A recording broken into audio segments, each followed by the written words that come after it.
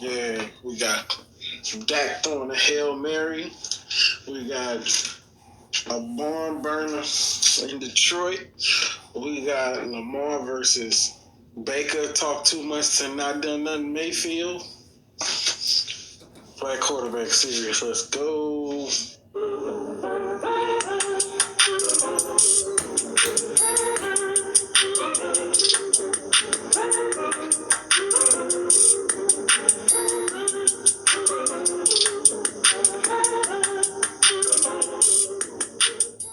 I don't think I've ever done a video with the hat and the jersey on. So, what's going on, y'all? Black quarterback series, week 4. So, ouch. Hit my hand. I got a pin in my hand. Week 4. So, I can't start nowhere else but where I always start. KC. They traveled to Detroit in a game that was crazy. We got to see Patrick Mahomes under duress. Like, we got to see him in stress. We got to see him, not have his best game. Didn't even throw for a touchdown today, but he played well when he needed to play well. Didn't throw a touchdown. 6 rushing attempts for 54 yards, and these 54 yards are very crucial. So 20 for 33. He just didn't have a day, but he had a day. Out here looking like Tom Brady in the fourth quarter. Dude made some huge plays, and I'll get to that later. So he made some huge plays to let them back in the game. But let me go back and set the stage for you. So the Chiefs did not play Chiefs football today. They scored 34 points, but it wasn't their 34 points. Like, they didn't run through nobody. Like, the game wasn't over. The game wasn't over going into the fourth, which has been different because, the Chiefs have been running through everybody. I remember I said a couple weeks ago, that it was going to be easy. It was going to be easy for the Chiefs to win, but we had a game today. So this third quarter, we'll move to the third quarter. Third quarter was wild. 5 fumbles, 3 by the Chiefs, 2 by Detroit. All of them resulted in turnovers to the other team. So Stafford got hurt, came back in, played well, just a wild game, like some of a movie, right? And so we head into the fourth quarter, 2023 KC. So we get on the last drive, and some crazy plays happened in the last drive. Like, Kelsey made this beautiful catch and threw it back to McCoy. McCoy, do this thing holding the ball and all that. It was beautiful. I'm actually showing y'all right now. And so he led the team back, dart, boom, boom, boom, boom, boom, all the way up the field, right? And just making play after play after play. Something that if Tom Brady did it, Skip Bayless would be falling all over himself about it, right? So, me personally, I wanted to see him under duress. I wanted to see what he could do when everything wasn't going his way. What could he do when he wasn't on cohesion with his receivers, which he wasn't. Excuse me. Like, what could you do when nothing was going right, which it wasn't? When you don't have Kareem Hunt, which you didn't. Like, what could he do in those scenarios? And he came out really well in those scenarios. He played very well. I was very impressed with Patrick, my homeboy. He did everything that I wanted to see. But I was thoroughly impressed. Now, let's get on to Lamar.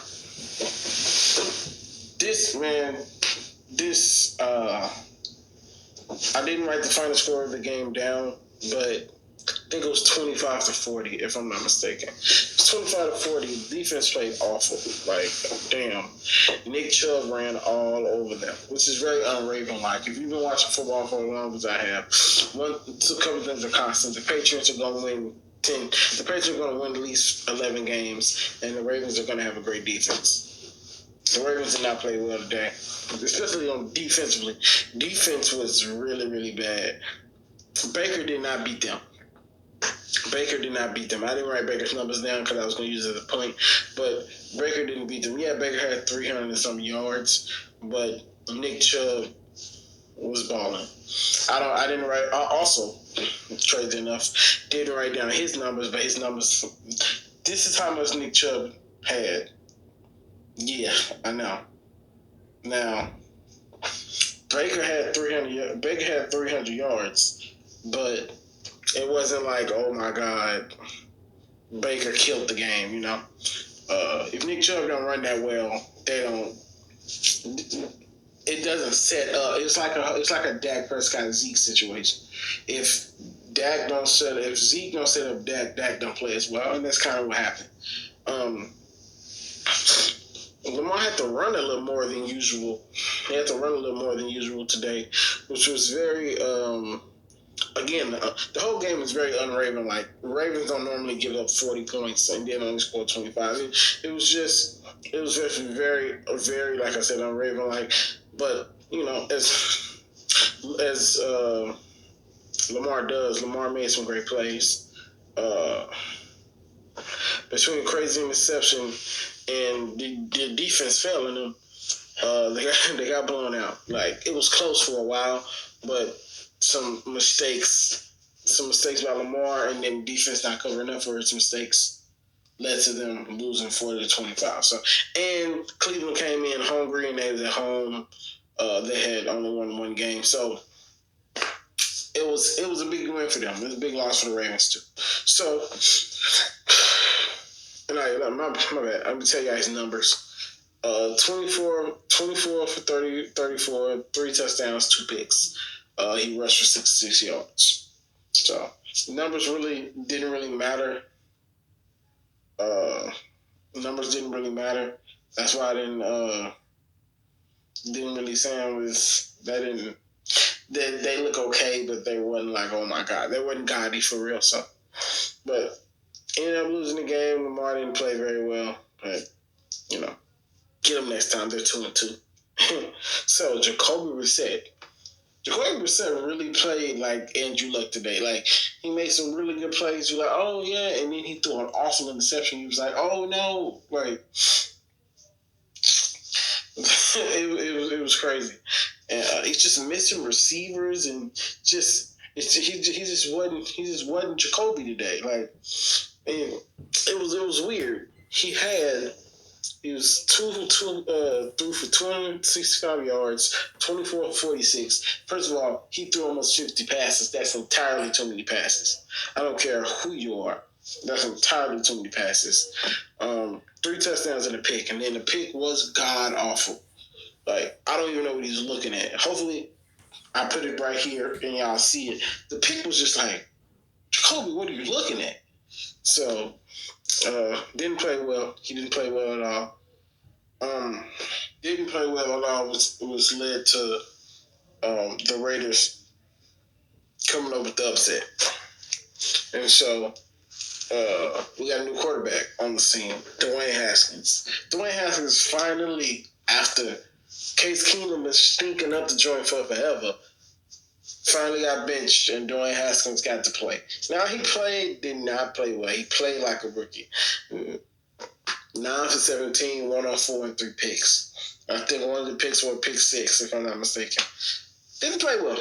Didn't play well at all, but at least he's in there, and he got a chance to play a little bit. So we'll see what happens with that and the development of that. So we have got to. It's always good to have new people on the scene. So we're gonna go to Kyler Murray. We're going to Kyler Murray, and we're going to do this because the Seahawks play Kyler Murray. And I'm calling the Cardinals Kyler Murray because that's all that they have. 22 for 32, 241 yards, no touchdowns, a pick, and a rushing touchdown. Which is a nice rushing touchdown. 2 was off of RPO. Run pass option. Basically just an option play.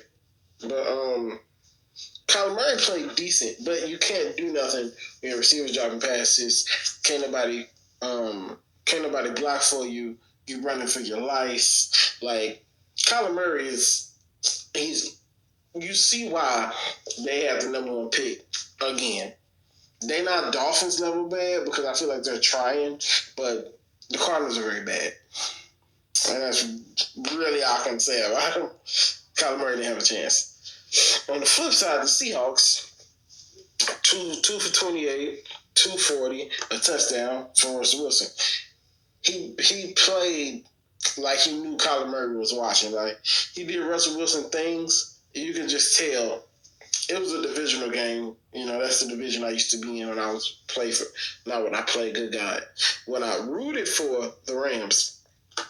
Uh, um, yeah, he just Russell Wilson is what Kyler Murray can be at his apex. So Russell Wilson played well, but he really didn't.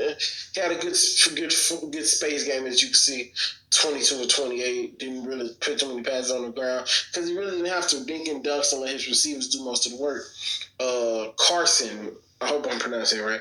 Carson had 22 attempts and 104 yards on the ground, which means Russell really didn't have to do much of nothing. You know what I mean? So he just played a good space game, good floor game, got everybody involved, and they steamrolled the Cardinals. Deshaun Watson had a very weird game.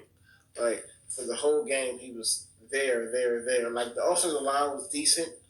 Um, this game would have led my show if Cam was playing because it was my two favorite quarterbacks. But you know, Cam was out this week. I don't know if it's gonna be out next week or not. You know, if I get the news, I'll let y'all know. Um, it just seems like they, they were playing down to their competition in a sense. Deshaun Watson didn't play well. Um, I'm not. I'm this game is very. It was very hard to read. You know what I mean? Like he wasn't playing bad, but he wasn't playing like really good either. Like it was very in the middle. Like they ended up losing, I think 16-10, if I'm not mistaken. I'm gonna put this. This is where they if they won or lost. If I'm mistaken. Well, this is a score of them losing because I know sure they lost. But but yeah, man, I couldn't get a read on Deshaun this week. Um, he played very. I don't want to say below average because it wasn't like super duper below average, but it wasn't good. It wasn't very good. He didn't play very good this week. A lot of our people, a lot of our brothers didn't play very well this week. Um, but yeah, I really have no real comment on Deshaun Watson's play this week. Like very weird that I would say something like that. But I don't know. I don't have a read. I don't have a read on it. So and we have the Bucks. The Bucks went crazy on the Rams today. 28 for 41, 3 for 85, 4 touchdowns and a pick. Jameis, of course. James Winston is playing very well this season. He's very up and down. And this tweet, I'm gonna put a tweet right. I'm gonna put the tweet that should be popped up right now. They play. This team is. I was just talking about Deshaun not being able to get a read on him. This team, I'm not able to get a read on. Like they're so up and down. Like I don't know. As usual, Jameis threw his customary awful pass, just like Jacoby. I don't know what he saw. Um, but other than that, he played well. Like the game was close, but it never really got out of hand. You know what I mean? Like you never thought that the Buccaneers were going to lose. That was just my opinion from watching the game. Um, you never really felt like, oh my God, the Buccaneers are in trouble. You never really felt that even when the Rams started driving, it was 40 to 45.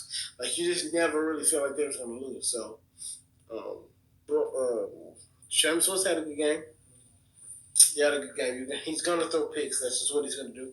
But he's cutting down on them this season, which is very good. So, very good, very good. So, hey y'all, I know this is a little impromptu, and I know I have my stuff, but I forgot to do the Dak and Teddy Bridgewater game because they were playing the night I was watching it. So, just just rewatch the game and did some studying, so I can have a better understanding of what happened in this crazy game.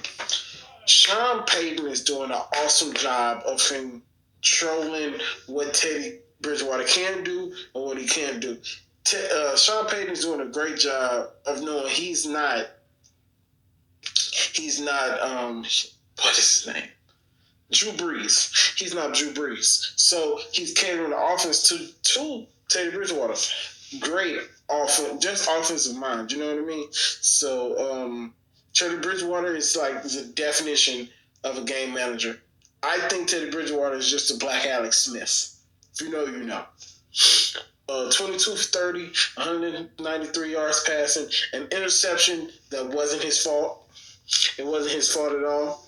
The ball tipped up in the air and it fell into a Dallas defender's hand. So you can't really call him for that.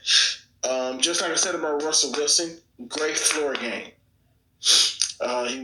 He was making sure he didn't do anything he shouldn't have done. He's having problems with throwing the ball down the field, but everything in front of him, he's doing a really good job of it. He's not sinking the ship, and that's really all you can ask from a backup quarterback, which Teddy Bridgewater is right now. So we'll see what he has next week. I'm not sure they play next week. So we get to Dak Prescott. This is why he's not worth $40 million. Because when Zeke only rushes for 35 yards, 18 attempts, you go 22 for 23, 223, and an interception. But I'm supposed to pay you $40 million? I'm in the black quarterback business, and I'm talking about black quarterbacks, but I have to be honest. Just like I'm honest about Jameis Winston, I got to be honest about Dak. You're not a $40 million quarterback, man. He'll never see this in his life, but I just don't feel like he's a $40 million quarterback. $40 million quarterback to do what Patty Mahomes did while you're not having a good game and you lead your team down to win. So, hey, thanks for watching. See y'all next Tuesday.